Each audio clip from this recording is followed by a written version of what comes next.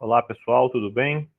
Vamos então agora dar início aqui à nossa aulinha sobre sistema endócrino, tá certo? Lembrando que nós estamos iniciando o módulo de controle corporal e reprodução. Então, essa primeira aula desse módulo, nós vamos tratar do sistema endócrino como um todo, tá certo? Bem, quando a gente pensa aqui em sistema endócrino, primeiro eu quero sempre trazer aqui uns conceitos muito rápidos que a gente observa que os alunos fazem muitas confusões, tá certo? Então, vou só passar rapidamente por eles antes da gente começar. Então, veja, quando a gente está falando de sistema endócrino, nós não estamos falando de excreção, tá certo? O processo de excreção, nós vamos ver mais para frente, lá no módulo de nutrição, né? Mas excreção está relacionada, então, com a eliminação de produtos metabólicos residuais do seu corpo. Ou seja, o seu corpo produziu alguma coisa, aquele restinho que não vai ser utilizado, aquela sobra do produto metabólico, ele tem que ser eliminado e, consequentemente, então, ele vai ser excretado, feito lá pelos rins, tá certo? E depois, então, vai ser eliminado junto com a urina.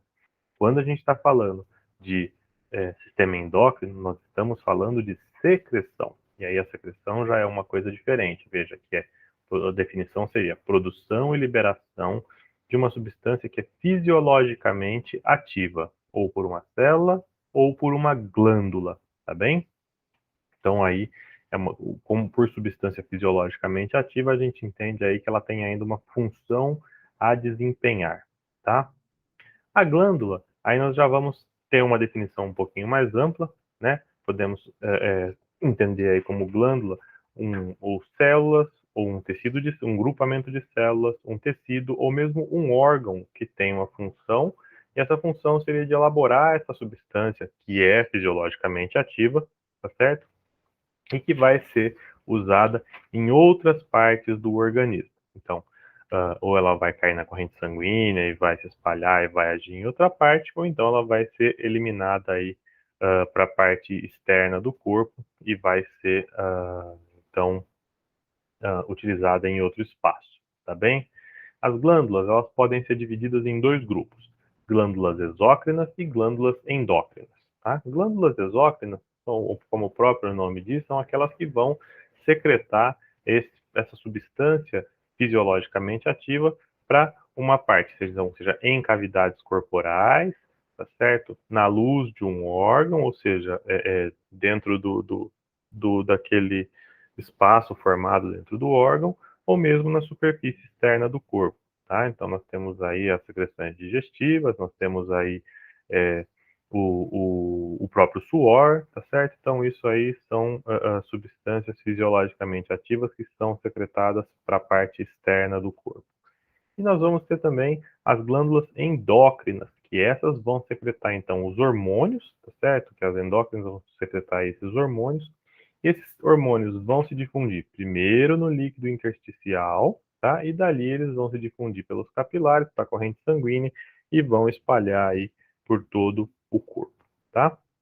E o hormônio, então, nada mais é, quando a gente falar hormônio aqui nessa aula, nada mais é do que a secreção dessas células endócrinas que, de alguma forma, vai alterar a atividade fisiológica de algum grupinho de células-alvo no seu organismo, tá bem? Então, esses são conceitos básicos que eu queria que vocês mantivessem aí atentos o tempo todo, tá bem? Bom, quando a gente dá uma olhadinha aqui, então, veja, aqui é só uma ilustração para a gente facilitar o entendimento aqui, né? Veja, então, uma glândula exócrina, ela vai ter sempre, então, a abertura para uma parte que não vai cair na corrente sanguínea, tá certo? Então, veja, imagina que isso aqui, se isso aqui fosse uma célula sudorípara, por exemplo, então você tem um grupamento de células aqui que vão secretar a substância fisiologicamente ativa e quando ela for eliminada, ela vai cair aí ou numa superfície externa ou na luz de um órgão, como a gente viu anteriormente. E quando a gente está pensando numa glândula endócrina, esse grupamento de células secretoras primeiro vai secretar isso aqui nesse líquido intersticial, que vai se difundir para dentro dos capilares e vai cair na nossa corrente sanguínea, tá certo?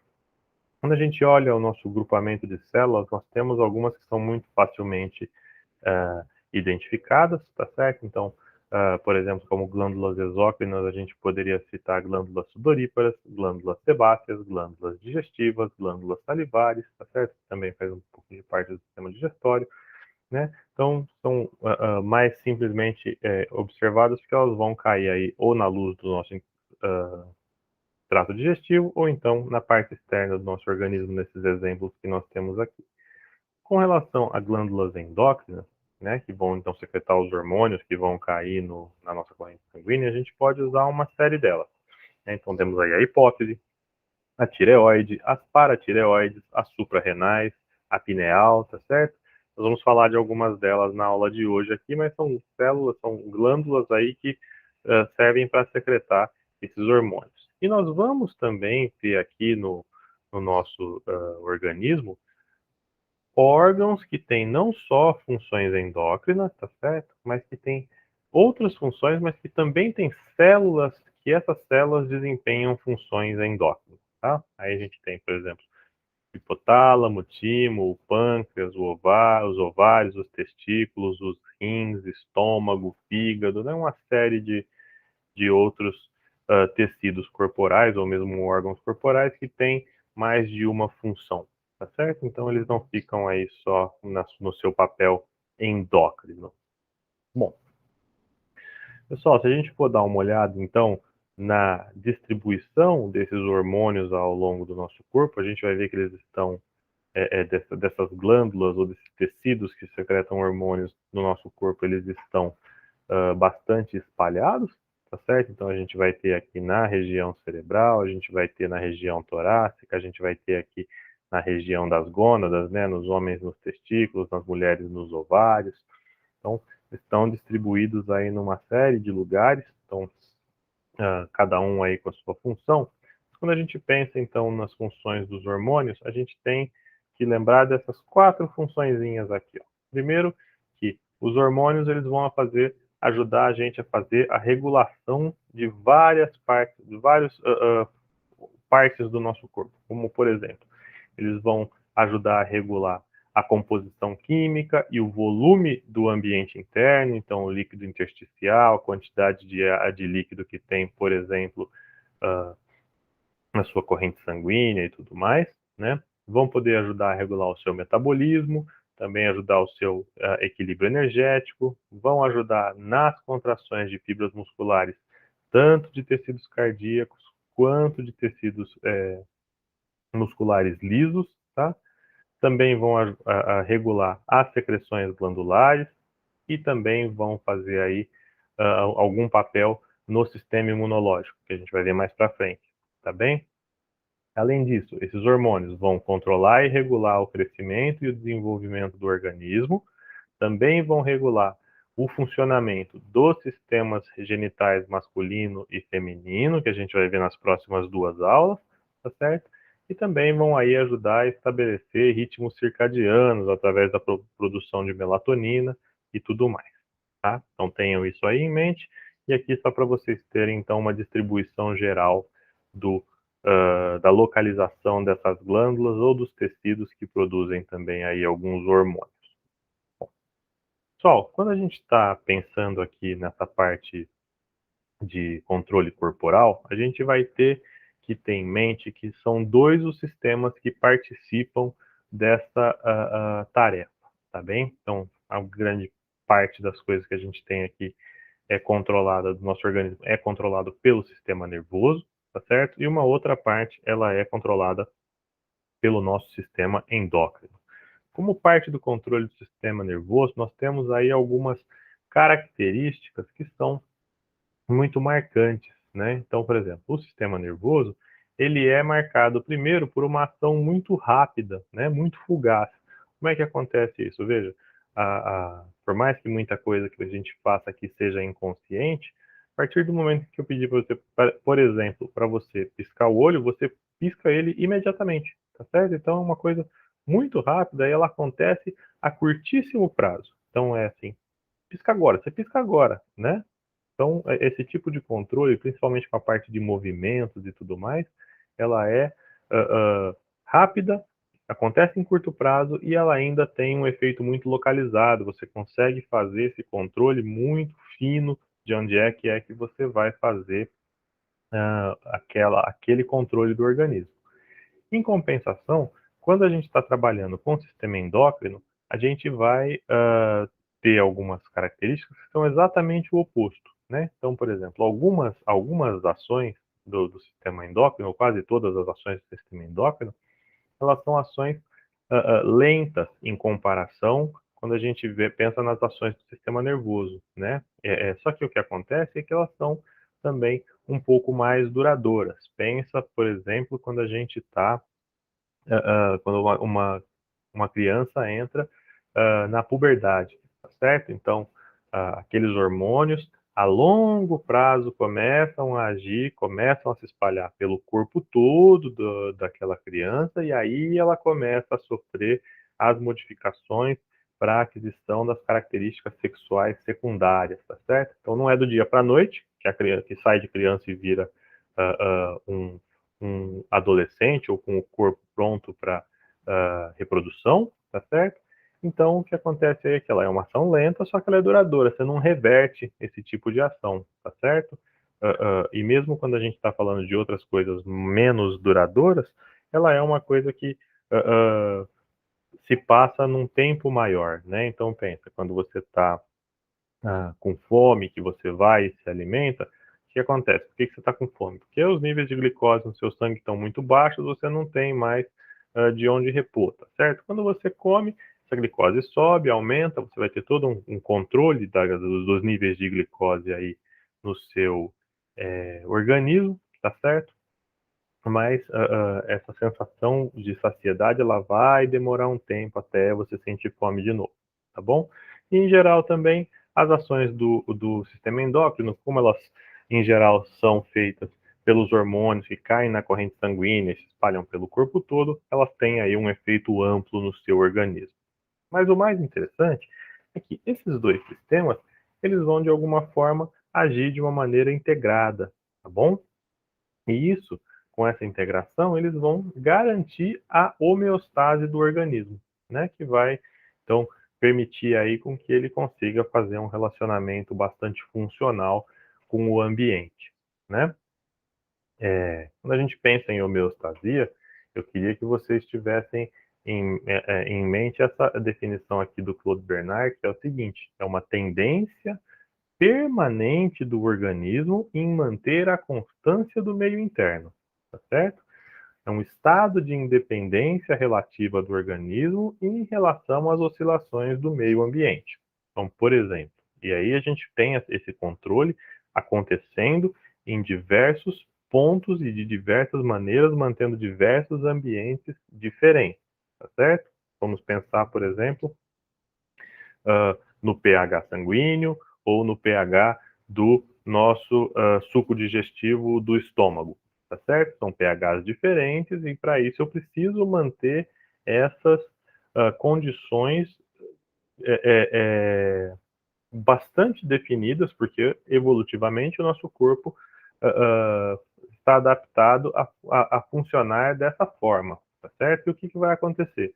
Toda situação que, de alguma maneira, ela como eu posso falar, que de alguma maneira ela altere esses parâmetros ótimos de funcionamento do corpo, ela tende a ser regulada, tá bem? Então, por exemplo, e como que a gente faz isso? Como que o nosso organismo tende a manter esses parâmetros num ótimo de funcionamento do nosso organismo?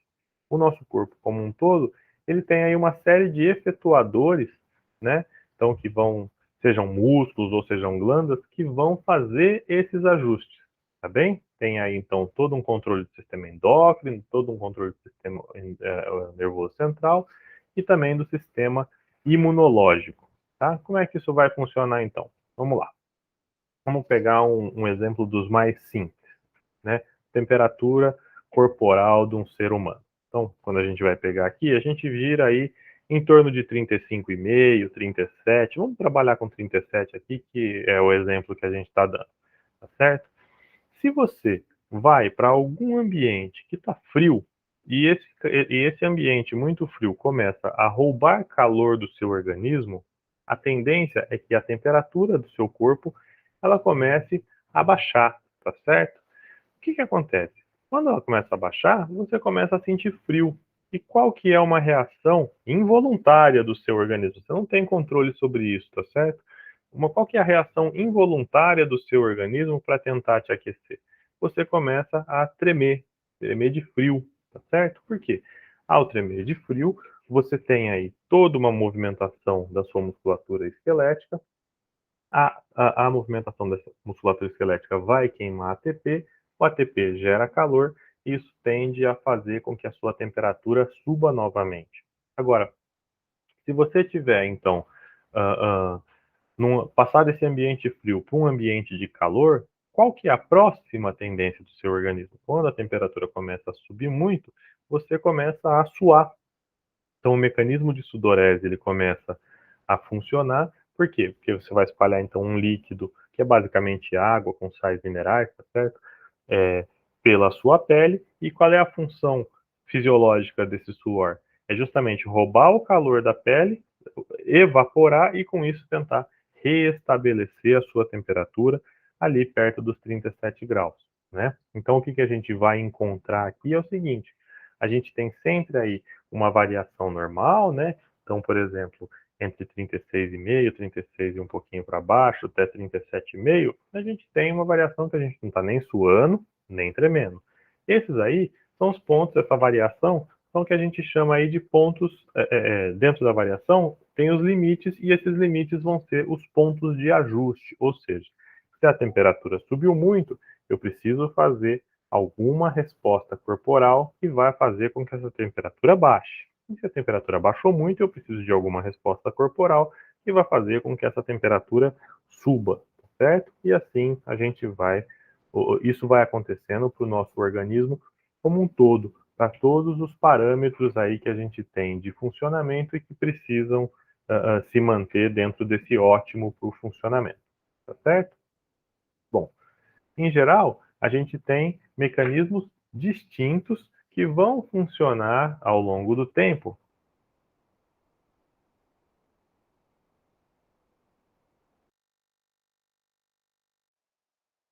A gente tiver aqui o nosso parâmetro normal, certo? Está bem nesse ponto aqui.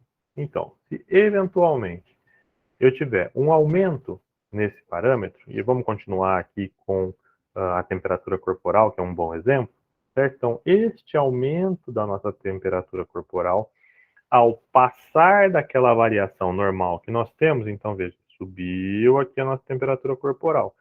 Ele vai ser primeiro detectado por algum sensor, tá certo? Então, no nosso caso, a gente tem sensores de temperatura aqui corporal, né? Ele vai avisar o seu centro integrador, que no caso é o cérebro, e o cérebro vai mandar via seu sistema nervoso autônomo uma resposta para o efetuador, que no nosso caso aqui, quando o efetuador é ativado, né, seriam as glândulas sudoríparas. E elas vão fazer o que então? Elas vão produzir o suor vai roubar calor do seu corpo, e a tendência é que essa temperatura baixe e retorne para aquela faixa de variação normal do seu organismo, certo?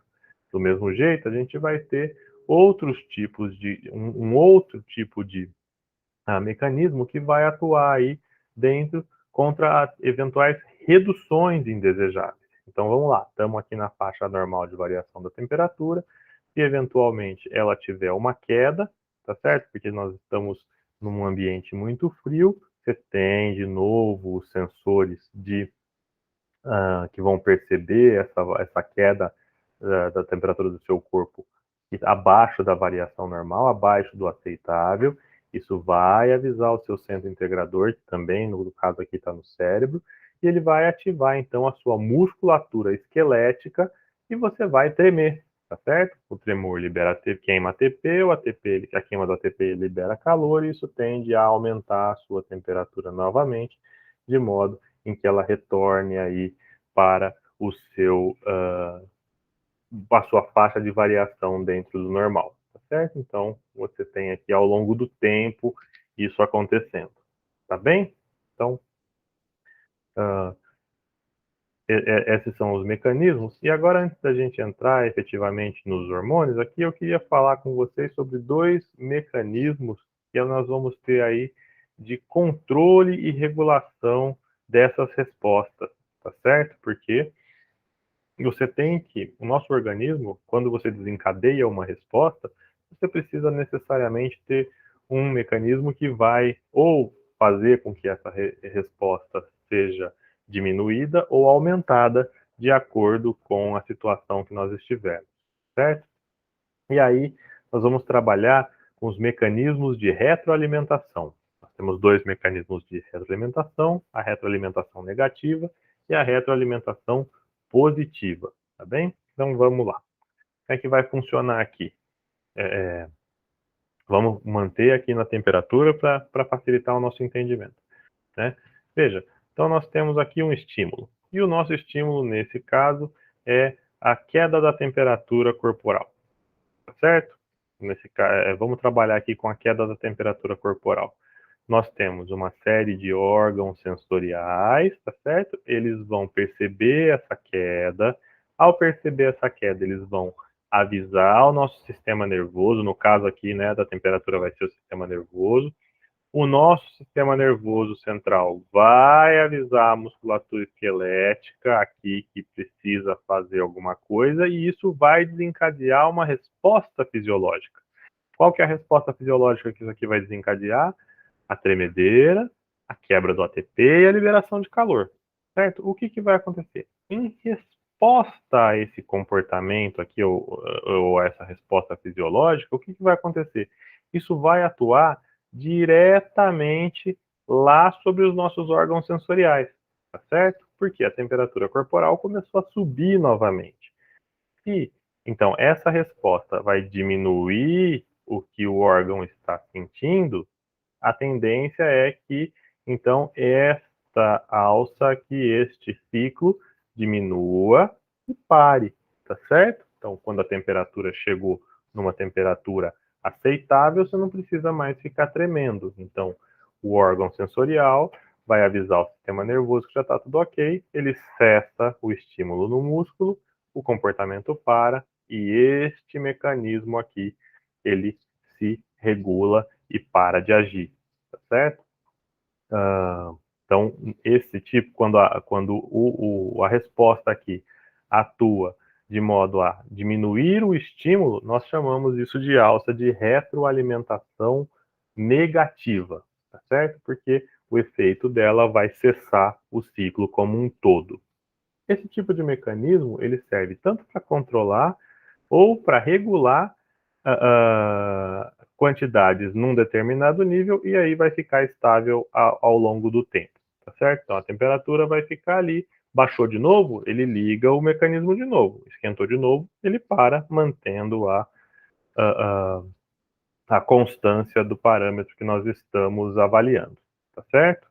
Bom, um segundo mecanismo que nós vamos ter aqui já é um mecanismo de retroalimentação positiva, que é justamente o contrário, é quando essa resposta fisiológica reforça ainda mais o estímulo aqui nos órgãos sensoriais, e isso vai aumentando a intensidade do que está acontecendo aqui, tá certo?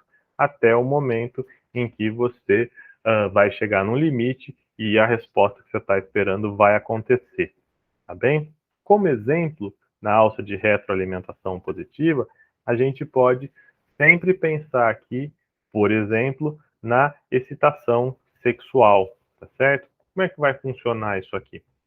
Conforme você está, a pessoa está lá com o parceiro, né, e começa ali um princípio de comportamentos que vão desencadear o ato sexual, tá certo? Todo estímulo vai reforçando aquele momento de excitação sexual, tá certo? Então, começa ali, é um toque, é um beijo, né? Isso vai deixando a pessoa cada vez mais excitada, ou seja, a cada novo estímulo, isso vai causando uma resposta que vai aumentando a excitação, aumentando a excitação, até o momento que culmina ali com o ato sexual em si, tá certo? Então, esse é um exemplo de retroalimentação positiva, só que aqui, então, vão ser os órgãos sensoriais, né? Vai ativar tanto o sistema nervoso quanto o sistema endócrino, e a resposta aqui é tanto um comportamento quanto uma resposta fisiológica, e os dois vão sempre reforçar os estímulos nos órgãos sensoriais, isso vai ficando cada vez mais forte. Então, esse é um mecanismo de retroalimentação positiva, tá bem? Bom, muito bem. Compreendido isso, pessoal, o que eu quero que vocês compreendam, que vocês sigam agora o meu raciocínio, é que todos os hormônios que nós vamos falar agora, e nós não vamos falar de todos eles, são muitos, eu selecionei só alguns, né? Ah, todos esses que a gente vai falar agora, eles vão se encaixar basicamente numa alça de retroalimentação positiva ou uma alça de retroalimentação negativa, tá bem? Então aí a gente vai falar um por um agora. Bom, primeiro grupo de glândulas aí, ou tecidos que possuam células endócrinas que nós vamos tratar, é o eixo hipotálamo-hipófise, certo? Então, o hipotálamo é uma estrutura aqui dentro do seu sistema nervoso central, tá certo? Como o próprio nome diz, ele fica abaixo do tálamo, é o hipotálamo, tá certo? E a hipófise é essa estrutura aqui, ela tem uma forma de um tamanho não maior do que uma uva, ela é dividida em duas partes, uma parte anterior chamada de adenohipófise e uma parte posterior chamada de neurohipófise, certo? Nós vamos entender o porquê dessa divisão já já. Bom, quando a gente pega aí o funcionamento desses dois, a gente vai ver que as duas estruturas, elas funcionam muito integradas, tá certo? Por muitos anos, por muito tempo, se vocês vão ver até ali no livro, o pessoal até considerava que a hipófise era o que nós chamávamos de glândula mestra do nosso organismo, tá certo? Porque vocês vão ver que quase todos os hormônios que saem dela ali, eles vão hormônio liberado, controlador de não sei o que, liberador de tal coisa, né? É ele que vai mexer e ele vai controlar outras glândulas. Até que depois, com o passar do tempo e dos ensinamentos aí de fisiologia, os conhecimentos, nós descobrimos que o hipotálamo é quem comanda a hipófise é que comanda várias outras glândulas aí. Tá certo? Bom, então a gente sabe hoje em dia que o hipotálamo produz 9 hormônios e que a hipófise produz outros 7. Tá bem? Juntos, os hormônios hipotalâmicos e hipofisários, eles vão controlar aí uma série de funções relacionadas com crescimento, desenvolvimento, metabolismo, manutenção da homeostase, tá certo? Então, vamos lá. Quando a gente pensa na hipófise, ela tá, então vou voltar aqui, ó, ela é do tamanho de uma uva, se você fizer um corte sagital aqui na cabeça, tá certo? Ela vai estar localizada logo aqui acima numa fossa aqui no seu osso esfenoide, chamada fossa hipofisial, tá certo? Então ele fica tudo aqui, toda alojada nessa parte do nosso organismo, e ela é dividida nessa parte anterior, a adenihipófise, e na parte posterior, chamada de neurohipófise, tá bem? E a gente vai entender o porquê desses nomes já já. Ela é ligada ao hipotálamo por essa estrutura aqui chamada de infundíbulo, tá certo? Então tem esse tecido aqui conectivo que junta o hipotálamo à nossa hipófise, e dentro desse infundíbulo aqui, é interessante que vocês vão ver que a gente tem uma série de capilares sanguíneos cujos os axônios das células secretoras do hipotálamo, eles terminam bem aqui, pertinho desse capilar hipotalâmico, tá certo? Ele já libera aqui, nessa rede de capilares, a gente chama isso aqui de sistema porta-hipofisário, tá certo? Esses hormônios já caem, rapidamente eles se difundem aqui via capilar para a nossa hipófise, e acontece então a liberação, a cessão de liberação dos hormônios hipofisários, tá certo? Bom, Quando a gente vai olhar com bastante cuidado, o que é a principal diferença da adenohipófise para a neurohipófise? Bom, primeiro que a adenohipófise é uma estrutura, ela é a maior parte da hipófise, tá certo? Ela fica na parte anterior e principalmente aqui, o que ela vai fazer? Ela vai produzir os seus hormônios e também vai secretar os seus hormônios, tá bem? Já a neurohipófise, ela não produz os próprios hormônios, ela só armazena, então ela só libera os hormônios que são produzidos lá pelo hipotálamo. Então, por isso que o nome é neurohipófise. Os axônios vêm até aqui a neurohipófise e esses hormônios são liberados aqui, tá bem? Bom, com relação à adenipófise, a gente vai falar agora tem uma série de hormônios, nós não vamos falar todos eles nessa aula, tá bem? Então, por exemplo, nós temos aí o hormônio do crescimento, nós temos prolactina, hormônio luteinizante, hormônio folículo estimulante. Esses hormônios nós vamos deixar para falar lá nas aulas de sistema reprodutivo, tá certo? Nós temos os hormônios corticais aqui que vão atuar lá no córtex da suprarrenal, os hormônios da tireoide, que controlam a produção aí dos hormônios da tireoide, tá certo? Então temos uma série de hormônios aqui e na neurohipófise nós temos dois: o hormônio antidiurético e o hormônio que é a ocitocina. Nós vamos falar de todos eles, tá bem? Mas muito rapidamente, nós não vamos nos aprofundar muito em nenhum deles. Bom, isso aqui já não precisa. Vamos começar então, pessoal, aqui pelo nosso hormônio do crescimento humano, tá? Que vai trabalhar aí em conjunto com fatores de crescimento semelhantes à insulina. Então, o que é que vai acontecer? Esse hormônio do crescimento, ele é produzido e liberado ali pela adenohipófise, tá certo? Pela hipófise anterior. E o que ele vai fazer é que, uma vez que esse hormônio é liberado, ele é liberado em pulsos ao longo do dia, tá certo? Principalmente durante o sono do indivíduo, né? Ele vai fazer o quê? Ele vai estimular a síntese desses fatores de crescimento semelhantes à insulina lá no seu fígado, na musculatura esquelética, cartilagens e ossos, tá? E o que é que esses fatores de crescimento vão fazer? Eles vão estimular uma série de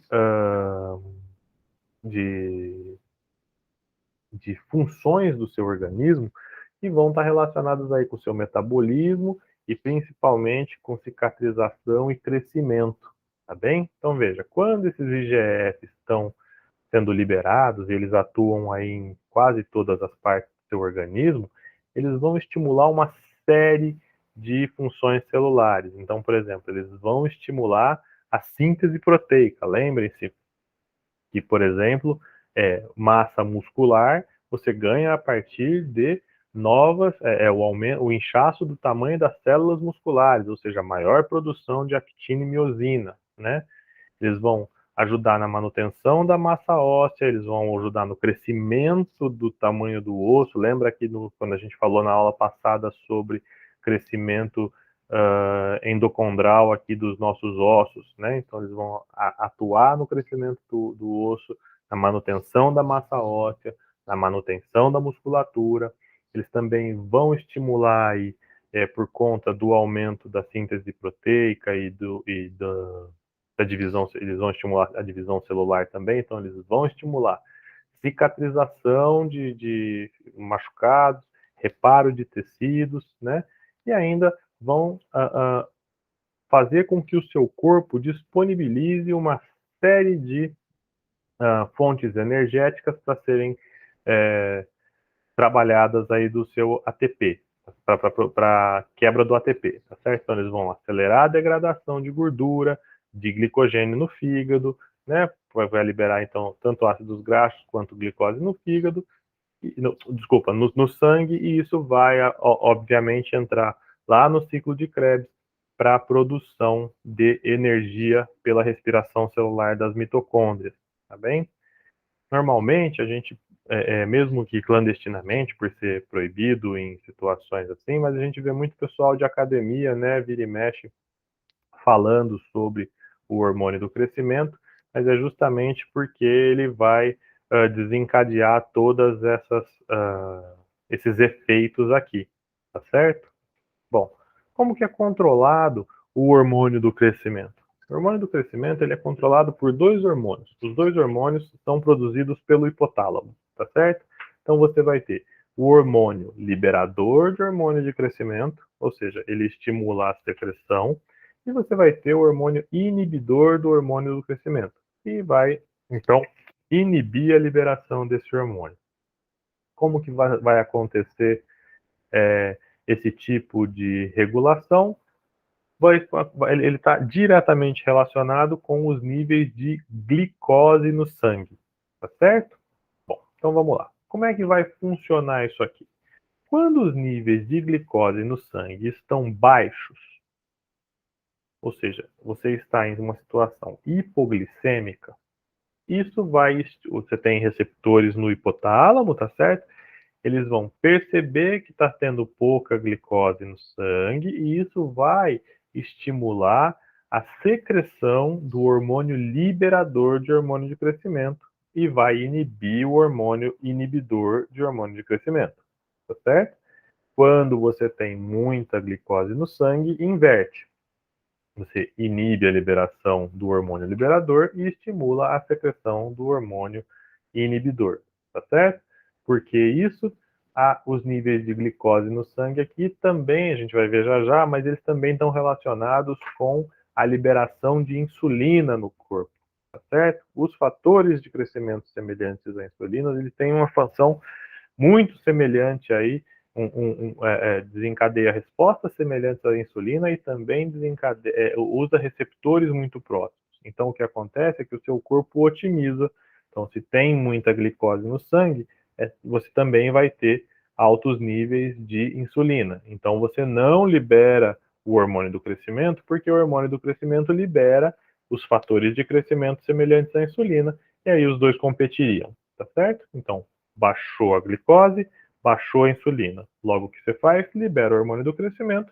O hormônio do crescimento libera o fator de crescimento semelhante à insulina para desempenhar as suas funções.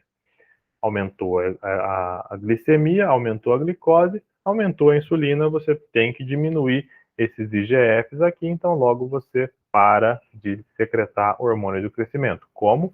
Aumentando a secreção do hormônio inibidor. Bem? Bom, um outro hormônio bastante interessante que nós temos aqui no eixo hipotálamo-hipófise é justamente o hormônio estimulante da tireoide, ou TSH. Todo mundo que já fez aí um exame, já foi no médico fazer um check-up, vira e mexe, o médico pede lá para você para dosarem no seu sangue concentração de TSH, TRH, T3 e T4, tá certo? Que são os hormônios aí relacionados com a função da hipófise, né? Então, como é que vai funcionar isso aqui? Basicamente, você tem o hormônio estimulante da tireoide e esse hormônio estimulante da tireoide, ele vai estimular a hipófise a liberar desculpa, isso, o hipotálamo produz um hormônio chamado TRH, tá certo? O TRH vai estimular a hipófise a liberar o TSH, e o TSH vai estimular a tireoide a produzir os seus hormônios, tá certo? Que são os hormônios T3 e T4, beleza? Como que acontece a regulação disso aqui? Você vai ter sempre uma alça de retroalimentação negativa, ou seja, quando os níveis de T3 e T4 estão altos no sangue, o seu hipotálamo percebe, logo ele para a secreção de TRH, a TRH para de estimular a liberação de TSH, e a TSH para de estimular a tireoide e vai parar de liberar T3 e T4. Quando os níveis de T3 e T4 começarem a cair, o hipotálamo percebe, libera o TRH, a hipófise libera o TSH, o TSH estimula a hipófise e a hipófise libera mais T3 e T4 no sangue, e assim vai funcionando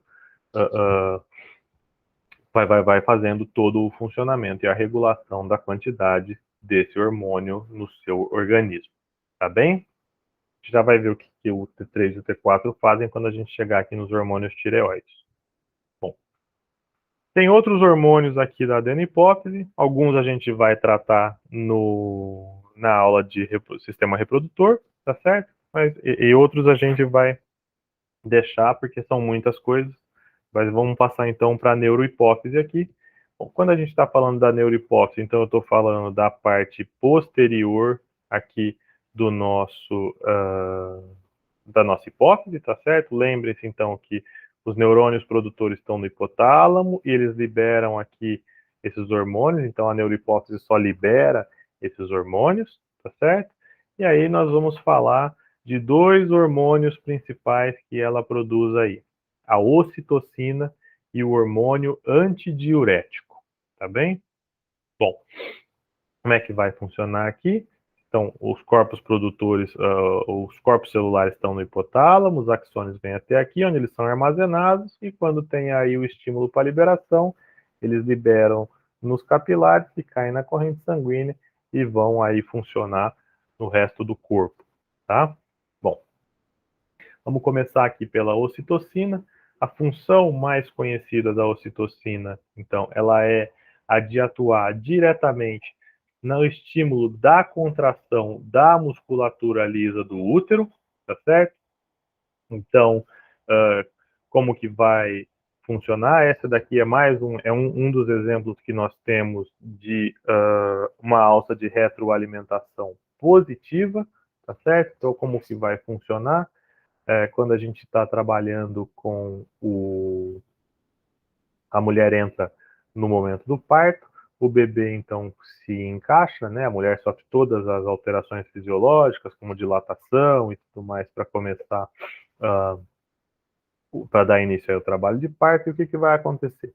O fato do bebê encaixar a cabeça aqui no colo do útero vai fazer com que esse colo do útero se distenda, tá certo? Então veja, essa distensão desse pedaço vai até a sua coluna, tá certo? Até a medula espinhal, sobe o estímulo, chegou no cérebro. Isso vai fazer com que a neurohipófise, então o hipotálamo aqui vai receber, vai fazer com que a neurohipófise libere ocitocina. O que a ocitocina vai fazer? Ela vai agir lá na parede do útero, lembre-se, é uma musculatura lisa, certo? É um órgão visceral. Então, o que vai fazer? Quando contrair, o que acontece? Ele contraiu, ele força de novo a cabeça do bebê contra o colo do útero.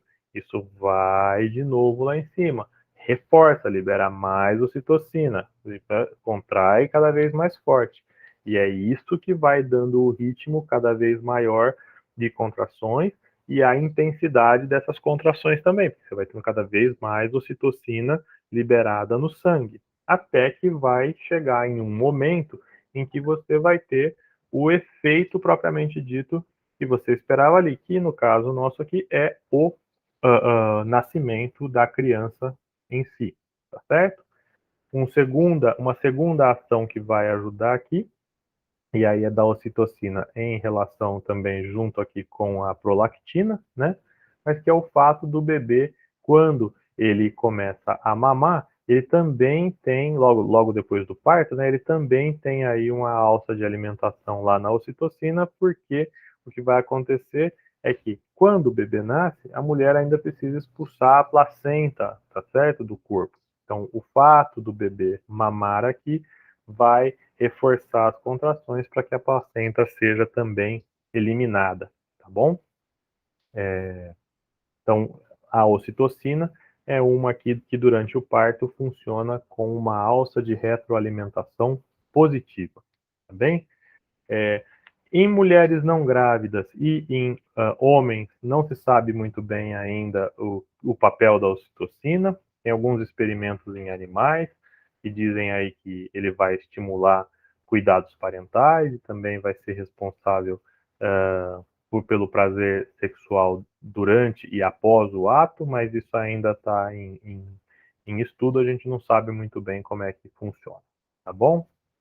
Bem, o segundo hormônio que nós temos aqui na nossa neurohipófise é justamente o hormônio antidiurético, ADH ou vasopressina. O que o hormônio antidiurético vai fazer?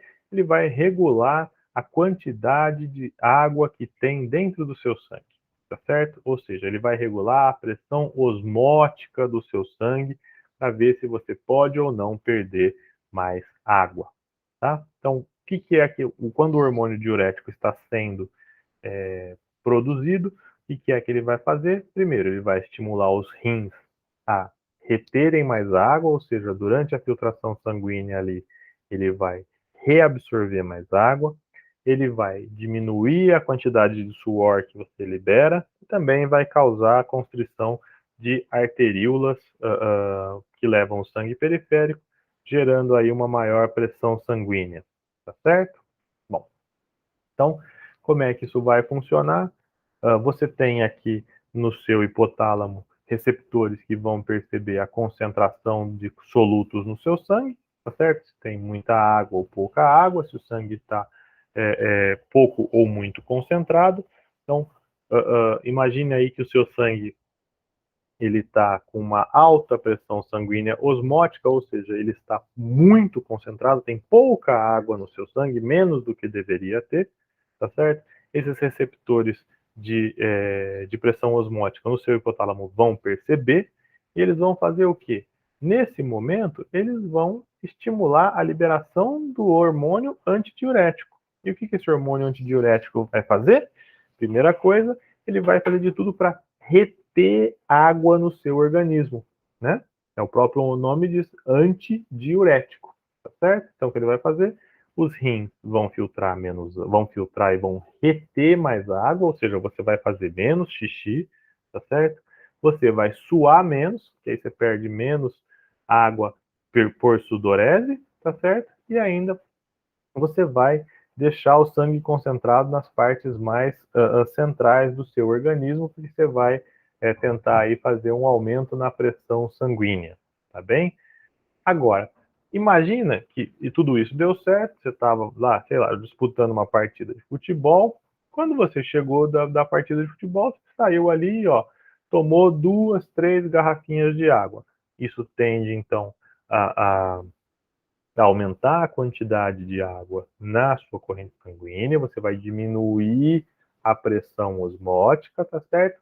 Em diminuindo a pressão osmótica, você vai então inibir a secreção do ADH e aí você pode, o seu organismo, quando você começa, né, vai lá e retém menos água, você sua também e tudo mais, então isso são os mecanismos que vão reestabelecer o seu o funcionamento a partir da pressão osmótica sanguínea, tá certo? Um fato interessante aqui é que o álcool ele inibe aí a secreção do ADH, tá certo? Ele não e é por isso que quando você vai, por exemplo, no barzinho, toma 1, 2, 3, 5, 7 cervejas e dali a pouco você vai a primeira vez no banheiro, depois você vai a cada 5, 6 minutos, justamente porque o hormônio antidiurético deixa de ser secretado e aí se ele deixa de ser secretado, você vai tá bebendo bastante líquido, a pressão osmótica vai estar baixa e aí o que vai acontecer, além de tudo, é que seu rim vai reter menos água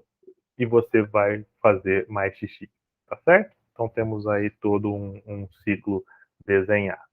Bom, pessoal, saindo um pouquinho das células da glândula e da hipófise, vamos falar aqui sobre a glândula tireoide, né? Então, a glândula tireoide é uma glândula que fica aqui na região da garganta, tá certo? Ela tem um formato de 2 lobos aqui, em formato de borboleta, tá logo abaixo da faringe, né?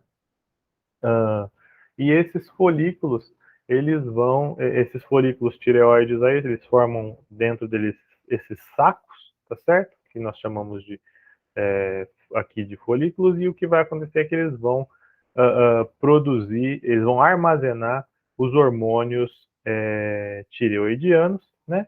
E essas células que formam eles aqui, essas células foliculares que nós chamamos, são as que vão produzir esses hormônios tireoidianos. Então, a tiroxina e a triiodotironina, tá certo?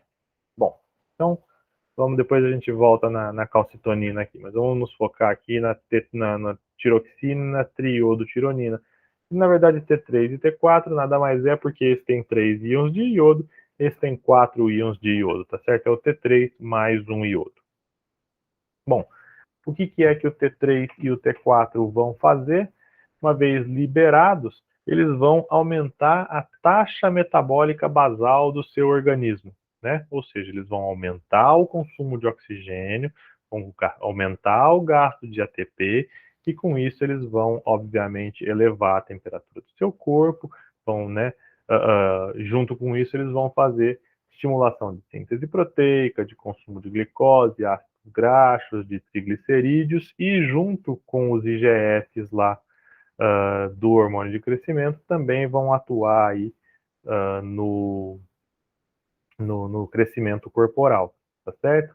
Esses hormônios, eles são responsáveis pela isso aqui, ó, por manutenção da taxa metabólica basal. Eles aumentam e mantêm, tá certo? E é por isso que às vezes quando você vai no endócrino, porque você está ganhando peso de maneira sem uma explicação muito aparente, a primeira coisa que ele vai te pedir é para você fazer um exame de se os seus níveis de T3 e T4 estão ok, se você não está com hipotireoidismo, tá certo? Porque o que vai acontecer aqui é que se isso não está baixo, se isso está baixo, você vai diminuir o consumo de glicose, o consumo de ácidos graxos, o consumo de triglicerídeos, e isso vai fazer com que você tenda a gastar menos energia. E de taxa metabólica basal, tá falando do seu, não de quando você vai fazer um exercício nem nada, quando você está paradinho, você tem um gasto de energia, tá certo? Para manutenção corporal. Se isso estiver abaixo, a tendência é que você gaste, que você tenha um ganho inexplicado de peso, tá certo? Então, essa é uma das ações desse hormônio. Como que ele vai funcionar? É aquilo que a gente estava falando lá atrás, tá certo? Veja, então, quando seus níveis de hormônios tireoidianos estão ali baixos no seu organismo, tá? O seu hipotálamo vai perceber esses níveis muito baixos de T3 e T4, vai liberar o TRH vai agir na adenohipófise, a adenohipófise vai liberar o TSH vai até a sua hipófise, na hipófise ele vai liberar o T3 e o T4. O T3 e o T4 vão atuar nas células corporais, vão aumentar os níveis e as taxas basais aí os níveis de metabolismo basal, tá certo? E junto vão aí entrar em circulação na corrente sanguínea. Quando eles entrarem em circulação, esses hormônios são percebidos de novo lá no hipotálamo, que cessa o TRH, aí a adenipófise cessa o TSH, ou diminui a liberação aqui, e isso vai se mantendo, então, num nível ótimo de metabolismo basal das suas células, tá bem? Bom, pessoal, por fim, o último que nós vamos falar aqui, tem muito mais hormônios, muito mais órgãos para a gente falar, mas vamos parar por aqui, essa é a última. Nós vamos falar agora das ilhotas pancreáticas, né? Ou antigamente, se você procurar em alguns livros mais antigos, elas chamavam ilhotas de Langerhans, né? Que vão produzir aí a insulina e o glucagon, tá? Bom, como o próprio nome diz, as ilhotas pancreáticas estão localizadas no pâncreas. O pâncreas é um órgão misto, ele tem tanto funções endócrinas quanto funções exócrinas. As funções exócrinas nós vamos trabalhar lá no sistema digestório, tá certo? E esse sistema, quando a gente olha aqui essas ilhotas pancreáticas, a gente vai ver dois tipos celulares, tá certo? Nós temos aqui ao redor, isso é uma ilhota pancreática, tá certo? Ao redor dele você vai ter grupamentos celulares chamados ácinos, que vão secretar aí os hormônios, as substâncias do suco pancreático digestório, e aqui você vai ter as suas ilhotas que vão ter células de dois tipos, células alfa, que vão secretar uma substância chamada glucagon, e as células beta, que vão secretar uma substância chamada de insulina, tá bem? Bom, então como é que vai funcionar aqui a ação desses dois hormônios? Eles atuam aí de uma maneira antagônica, tá bem? Então veja, como é que vai? O glucagon, ele é liberado toda vez que a concentração da glicose no seu sangue está baixa, né? Então, se o seu organismo tiver perceber ali, né, você tem os receptores no próprio pâncreas que vão perceber os níveis de glicose sanguínea. Se os níveis de glicose sanguínea estão baixos, se a concentração está baixa, o seu organismo vai ser estimulado a liberar o glucagon, né? O glucagon vai ter uma ação que ele vai diretamente ali, tanto no fígado quanto em células musculares, mas principalmente no fígado, ele vai quebrar o glicogênio e vai liberar essa glicose no sangue, tá bom?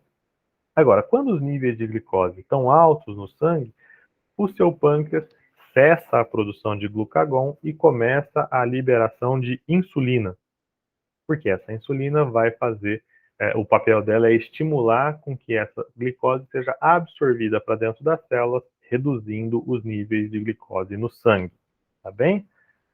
Então, como é que vai funcionar aqui? Vamos lá. Imaginar aqui vou fazer o controle aqui dessas duas figurinhas ao mesmo tempo. Aqui.